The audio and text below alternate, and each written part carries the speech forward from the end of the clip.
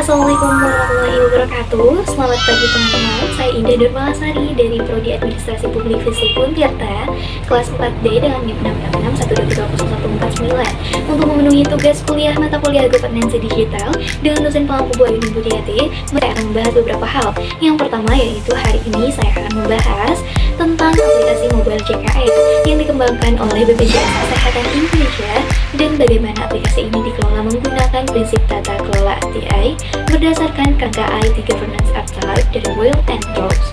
Pertama, mari kita mulai dari pengenalan aplikasinya. Mobile JKN adalah aplikasi digital yang diluncurkan oleh BPJS Kesehatan sebagai bagian dari upaya modernisasi layanan jaminan kesehatan nasional. Tujuannya adalah untuk memberikan akses yang mudah, cepat, dan efisien bagi peserta JKN dalam mendapatkan layanan kesehatan.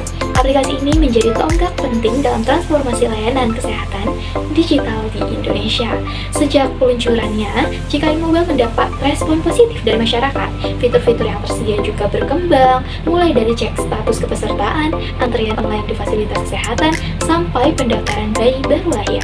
Kedua, kita masuk ke konteks regulasi BPJS Kesehatan sendiri adalah lembaga yang bertanggung jawab langsung kepada Presiden dan menjalankan tugasnya berdasarkan Undang-Undang Nomor 24 Tahun 2011 tentang BPJS serta Peraturan Presiden Nomor 82 Tahun 2018 tentang Jaminan Kesehatan.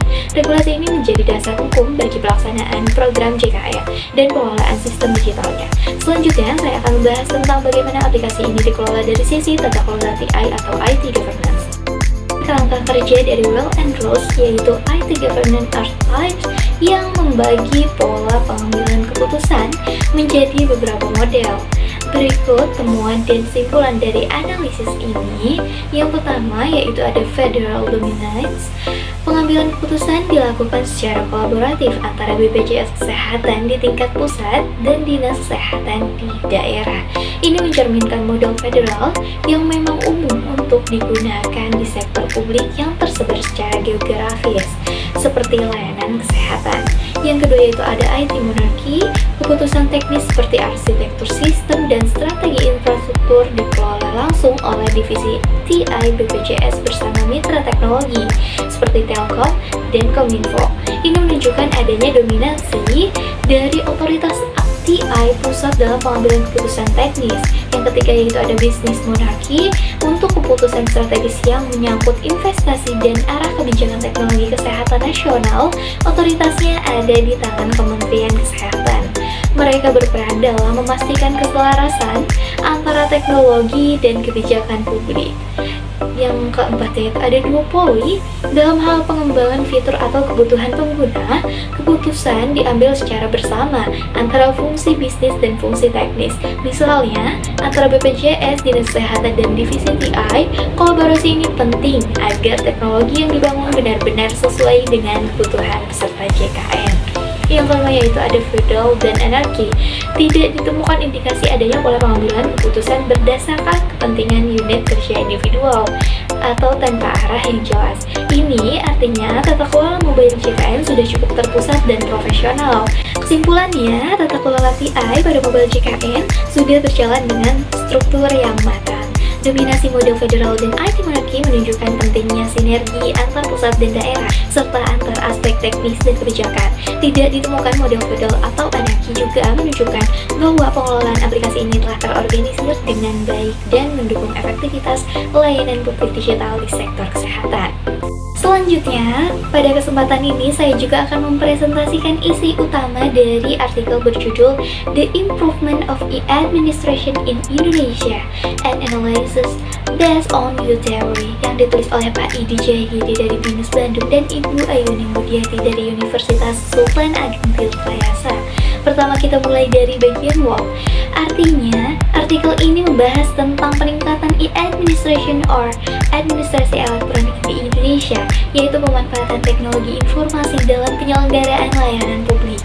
Penulis menyoroti bahwa meskipun e-administration bisa membuat layanan lebih cepat, transparan, dan efisien, Indonesia masih menghadapi banyak tantangan, seperti rendahnya literasi digital, minimnya infrastruktur, budaya birokrasi yang kaku, dan kurangnya komitmen dari para pemimpin daerah. Kedua, bagian Word. Penelitian ini dilakukan dalam konteks nasional di Indonesia. Beberapa contoh yang diangkat berasal dari daerah seperti DKI Jakarta dan Kota Cimahi. Selain itu, penulis berasal dari dua institusi pendidikan yang berbeda, BINUS Bandung dan juga Universitas Sultan Ageng Tirtayasa di Serang, Banten. Selanjutnya, bagian web. Artikel ini dipublikasikan dalam First International Conference Administration Science atau ICAS pada tahun 2019. Data yang digunakan dalam tulisan ini juga mengacu pada berbagai laporan hingga tahun 2018 seperti survei e-government dari PBB. Lalu, mengapa topik ini penting? Inilah bagian why. Topik ini penting karena Indonesia tertinggal jauh dari negara-negara tetangga dalam hal penerapan e-government. Padahal, penerapan sistem digital di layanan publik bisa meningkatkan efisiensi birokrasi dan juga menekan potensi korupsi. Oleh karena itu, peningkatan e-administration dinilai sangat strategis untuk kemajuan pelayanan publik di Indonesia. Selanjutnya, how atau bagaimana pendekatan yang digunakan? Peneliti ini menggunakan pendekatan kualitatif dengan wawancara dan kajian literatur. Penulis juga mengaitkan dengan teori U dari Otto Scharmer. Teori ini menjelaskan proses perubahan melalui beberapa tahap, mulai dari downloading atau pola pikir lama, lalu berlanjut ke sensing dengan empati, presensing untuk membuka niat dan komitmen, hingga ke tahap crystallizing, prototyping, and performing untuk menciptakan solusi dan transformasi nyata. Melalui pendekatan ini, penulis menawarkan cara berpikir baru untuk mengatasi hambatan dalam e-administration secara lebih efektif, reflektif, terbuka, dan kolaboratif. Terakhir yaitu who atau siapa yang terlibat. Artikel ini ditulis oleh dua akademisi, yaitu Pak Yedi Jayidi dari BINUS Bandung dan Bu Ayuni Budiati dari Untirta. Dalam penelitiannya, mereka juga mewawancarai beberapa informan kunci. Walau tidak disebutkan secara rinci siapa saja, mereka berperan langsung sebagai instrumen utama dalam proses pengumpulan data. Dari artikel ini, kita bisa belajar bahwa peningkatan administration tidak hanya soal teknologi, tapi juga soal cara berpikir, kepemimpinan, dan kesiapan semua elemen dalam pemerintahan. Dengan perubahan pola pikir melalui teori U, Indonesia bisa bergerak menuju layanan publik yang lebih baik dan lebih relevan di era digital ini. Terima kasih, saya Darmalasari. Wassalamualaikum warahmatullahi wabarakatuh.